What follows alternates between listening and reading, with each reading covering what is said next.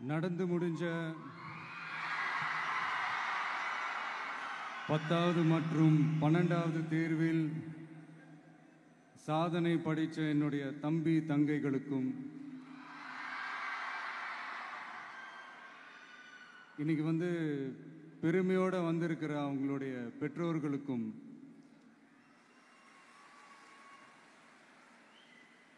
இந்த ஃபங்க்ஷன் இவ்வளோ சிறப்பாக நடக்க காரணமாக இருக்கிற என்னுடைய பொதுச் செயலாளர் மிஸ்டர் ஆனந்த் அவர்களுக்கும் மிஸ்டர் ராஜேந்திரன் அவர்களுக்கும் தமிழக வெற்றி கழகத்தினுடைய தோழர்களுக்கும்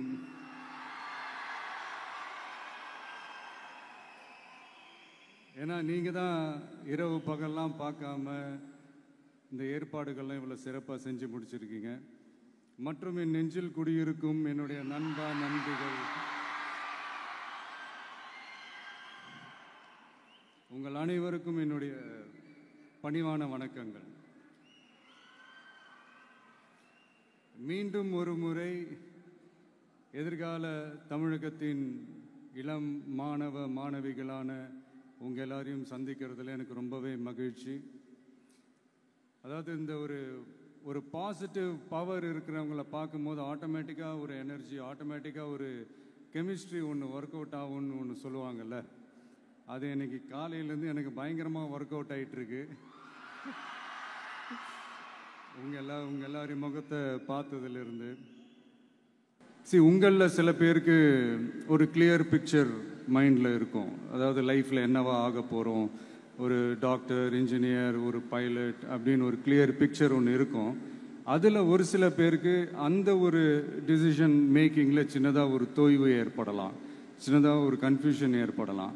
அவங்க எல்லாருக்குமே நான் சொல்லிக்கிறது என்னென்னா, எல்லா துறையுமே நல்ல துறை தாங்க. நீங்கள் எதை தேர்ந்தெடுக்கிறீங்களோ அதில் உங்களுடைய முழு ஈடுபாட்டோட உங்களுடைய 100% உழைப்பை போட்டிங்கன்னா அது யாராக இருந்தாலுமே வெற்றி நிச்சயம்தான். அதனால் உங்களுக்கு பிடிச்ச துறையை நீங்கள் தேர்ந்தெடுங்க. அதில் இருக்கிற ஆப்ஷன்ஸ் எல்லாம் ஃபஸ்ட்டு தெரிஞ்சுக்கோங்க. உங்கள் பேரண்ட்ஸ் கிட்ட டிஸ்கஸ் பண்ணுங்கள், உங்கள் ஸ்கூல் டீச்சர்ஸ் கிட்ட டிஸ்கஸ் பண்ணுங்கள். இந்த கெரியர் கைடன்ஸ் கொடுக்கறதுக்கெல்லாம் நிறைய பேர் இருக்காங்க, இந்த கெரியர் கவுன்சிலிங் கொடுக்கறதுக்கெல்லாம் நிறைய பேர் இருக்காங்க. அவங்க எல்லாரையும் மீட் பண்ணுங்கள். இந்த மாதிரி ஒரு சந்தர்ப்பத்தில் நான் என்னுடைய ஒரு சின்னதாக ஒரு கெரியர் கைடன்ஸ் உங்ககிட்ட ஷேர் பண்ணணும்னு ஆசைப்பட்றேங்க. பொதுவாக நம்ம ஒரு துறையை தேர்ந்தெடுக்கும் போது அதில் எவ்வளோ டிமாண்ட் இருக்குது அப்படின்றத நம்ம பார்ப்போம் இல்லையா. ஃபார் எக்ஸாம்பிள், மருத்துவம், பொறியியல் மட்டும்தான் நல்ல ஃபீல்டுன்னு சொல்ல முடியாது. இன்னும் சொல்லப்போனால் நம்ம தமிழ்நாட்டில் உலகத்தரத்தில் டாக்டர்ஸ், இன்ஜினியர்ஸ், லாயர்ஸ்லாம் அதிகமாகவே இருக்காங்க.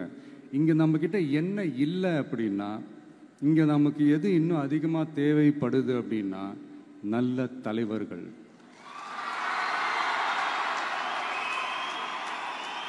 நான் தலைவர்கள்னு சொன்னது வெறும் அரசியல் ரீதியாக மட்டும் சொல்லலை. இப்போ நீங்கள் ஒரு துறைக்கு போகிறீங்க, அதில் நீங்கள் சிறந்து விளங்குனீங்கன்னா அந்த ஒரு தலைமை இடத்துக்கு உங்களால் ஈஸியாக வர முடியும். அதைத்தான் நான் சொன்னேன், இன்னும் நமக்கு நிறையா தலைவர்கள் தேவைப்படுறாங்க அப்படின்ட்டு. அது மட்டும் இல்லை, ஃப்யூச்சரில் அரசியலும் ஏன் ஒரு கெரியர் ஆப்ஷனாக வரக்கூடாது, அப்படி வரணுன்றது என்னுடைய விருப்பம். நல்லா படித்தவங்க அரசியலுக்கு வரணுமா வேண்டாமா? உங்களை தான் கேட்குறேன். நல்லா படித்தவங்க அரசியலுக்கு வரணுமா வேண்டாமா? நல்லா படித்தவங்க தலைவர்களாக வரணுமா வேண்டாமா? ஓகே, உங்கள் ஆர்வம் எனக்கு புரியுது. பட் இப்போதைக்கு படிங்க, மீதி எல்லாம் அப்புறம் பார்த்துக்கலாம். அதே மாதிரி நீங்கள் படிக்கும்போதே மறைமுகமாகவே நீங்கள் அரசியலில் ஈடுபட முடியும். அது எப்படின்னா, ரொம்ப சிம்பிள். நீங்கள் ஒன்றும் இல்லை, நீங்கள் டெய்லி இந்த நியூஸ் பேப்பர்லாம் படிங்களேன். படிக்க படிக்க உங்களுக்கே தெரியும், ஒரே செய்தியை ஒரு நியூஸ் பேப்பர் ஒரு மாதிரி எழுதுவாங்க, அதே செய்தியை இன்னொரு நியூஸ் பேப்பர் இன்னொரு மாதிரி எழுதுவாங்க. ஒரு செய்தியை ஒரு நியூஸ் பேப்பரில் ஃப்ரண்ட் பேஜில் ஹெட்லைன்ஸில் போடுவாங்க, அதே செய்தியை இன்னொரு நியூஸ் பேப்பரில் கடைசி பக்கத்தில் கூட போட மாட்டாங்க. இங்கே நியூஸ் வேறு, ஒப்பீனியன் வேறு, செய்தி வேறு, கருத்து வேறுங்கிறது உங்கள் எல்லாருக்குமே தெரிய வரும்.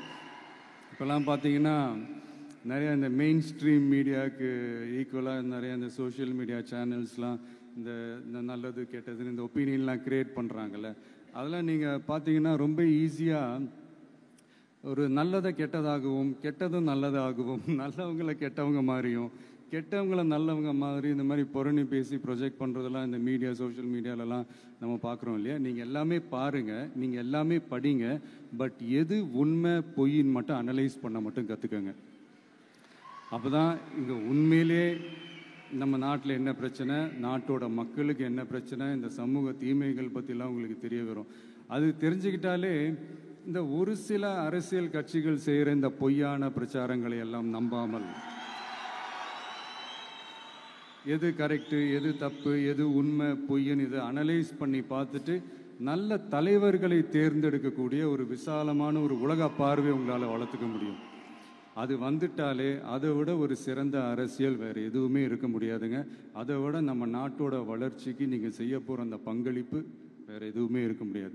ஃபைனலாக ஒரே ஒரு சின்ன விஷயம், friendship adds fragrance to life. அதில் எந்த மாற்று கருத்துமே கிடையாது. ஒரு கட்டத்துக்கு அப்புறம் பேரண்ட்ஸுக்கு அடுத்தபடியாக, இன்னும் சொல்லப்போனால் பேரண்ட்ஸை விட அதிகமாக நண்பர்களோட டைம் ஸ்பெண்ட் பண்ணக்கூடிய அந்த ஒரு சூழ்நிலை ஏற்படும்.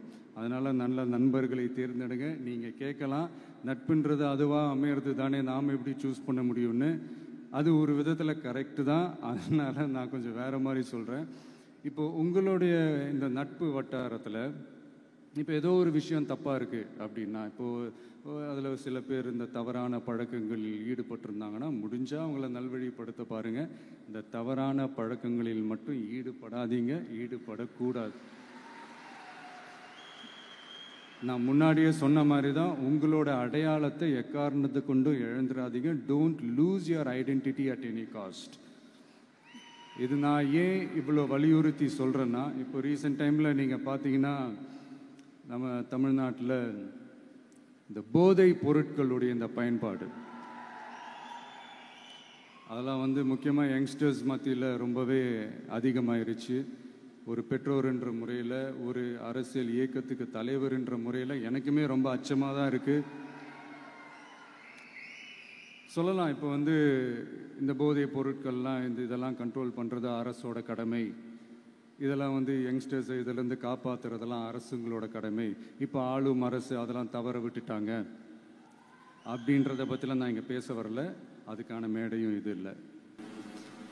நான் என்ன சொல்ல வரேன்னா, சில நேரத்தில் அரசாங்கத்தை விட நம்ம லைஃப்பை நம்ம தான் பார்த்துக்கணும், நம்மளுடைய சேஃப்டியை நம்ம தான் பார்த்துக்கணும்.